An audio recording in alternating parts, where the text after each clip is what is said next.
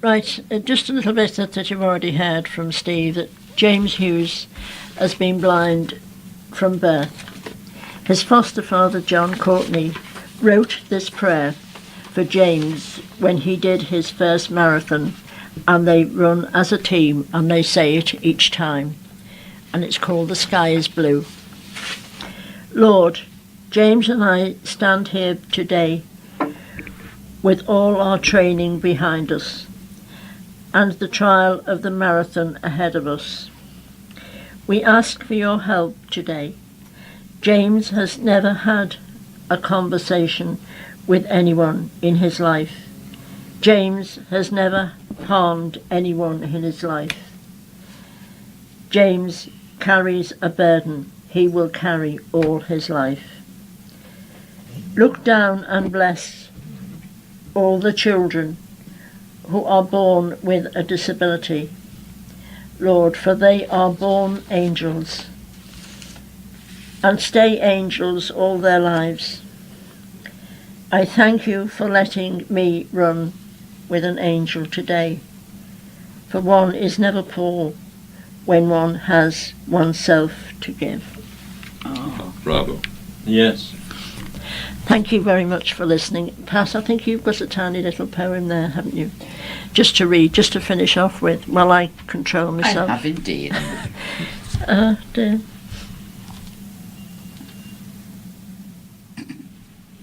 Hang on. And finally, a little word from The Friendship Book by Francis Gray.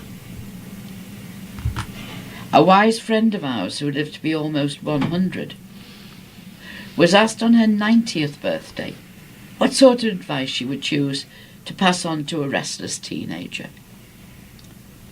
Flora read out these lines by the writer Eleanor Rose. Enjoy your age before it's past. Don't try to be 18 so fast. You're only 14 once, my dear, but you'll be 35 for years. On that note, thank you very much for listening. Have a happy Easter, because I think our next recording is after Easter, and it'll soon be spring. It will. Boing. Bye for now. Happy Easter. Bye. Bye. Goodbye.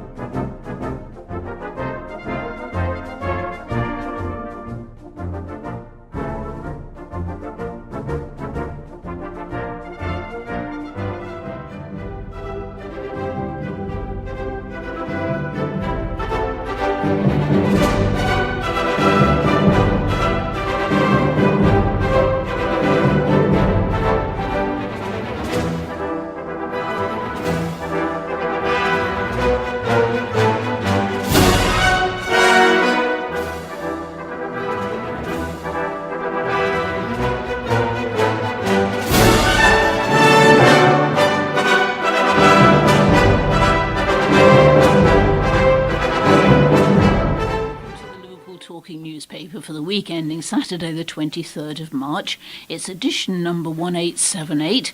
Our technician is Margaret and our readers are Andy, Pauline and myself, Joan. At the moment, sunrise is at 6:12 a.m, sunset is 6:21 p.m. And there's just a little bit of travel news. On the roads, Chilwell Valley Road, Liverpool 27, Cadent Gas main renewal works between Coldway Drive to King's Drive have resulted in temporary signals until April the 18th. Horrocks Avenue, gosh, that's been going a while. Highway improvement works have resulted in lane restrictions until March 31st. Kensington highway improvement works have resulted in lane restrictions until June. Upper Parliament Street, Grafton Street, junction improvement works have resulted in lane restrictions until April the 26th. And Route 204 will omit Jamaica Street and Parliament Street. As usual, there's problems with the railways. On the Wirral line, platform upgrade work is continuing on the Chester and Ellesmere Port lines. From Monday, March 25th, rail replacement buses will run between Chester and Hooton, calling at all stations. But that's all for rail, and no problems with the ferries. There is some resurfacing work going on at the Kingsway Tunnel approach and exit roads in Wallasey until Easter. Right, now that's it for the travel news, and now over to our next reader, which is Prince's Trust Team, which has done something innovative in Belle Vale.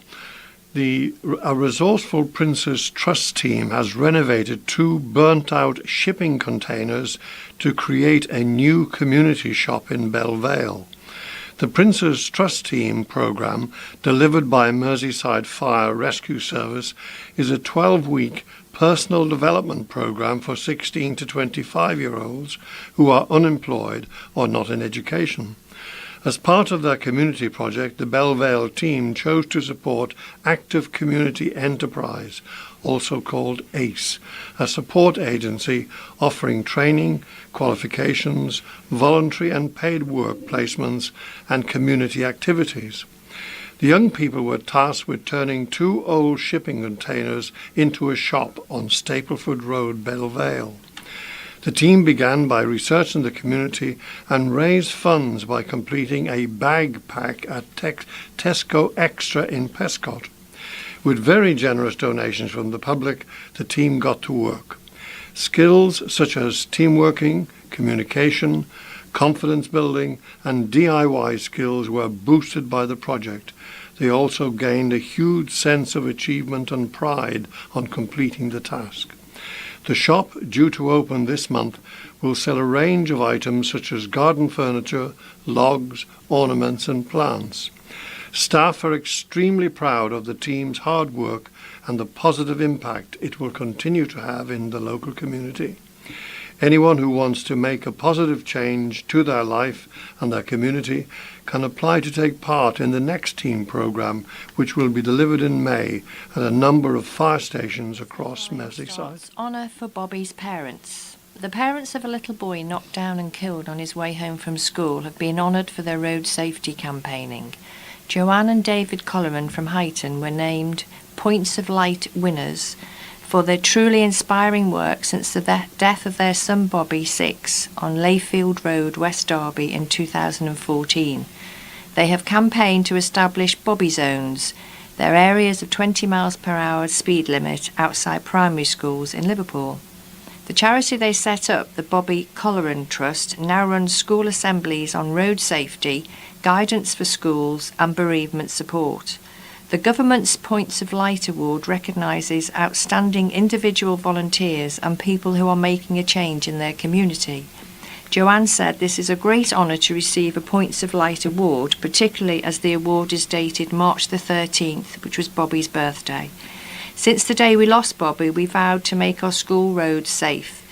The incredible support from the people of Liverpool has helped us find motivation and inspiration to keep going through our heartache. The Royal National Institute of Blind People is searching the northwest of England for blind or partially sighted people who have made an outstanding contribution to their community.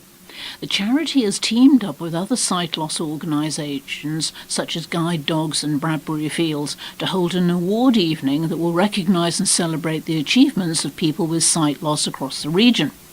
The winners will be acknowledged at a ceremony during a glitzy celebration marking RNIB's 150th year at Manchester's Lowry Hotel on Saturday, May the 4th. Andrea Glover, network manager for RNIB in the North West, said, "Our 150th anniversary provides a unique opportunity not just to celebrate a milestone for our organisation, but also to celebrate the amazing achievements that have transformed the lives of blind and partially sighted people in the area. By working with other sight loss organisations across the North West, we want to find those extraordinary sight loss stars who go above and beyond to make the world a better place and give them the recognition they deserve.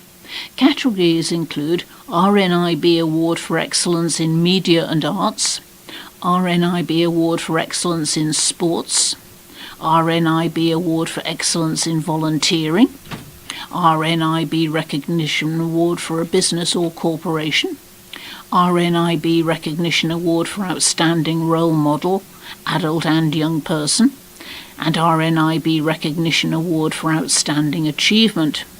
Now, the closing date for entries is Monday, March the 25th, so you will have to get your skates on if you want to nominate someone.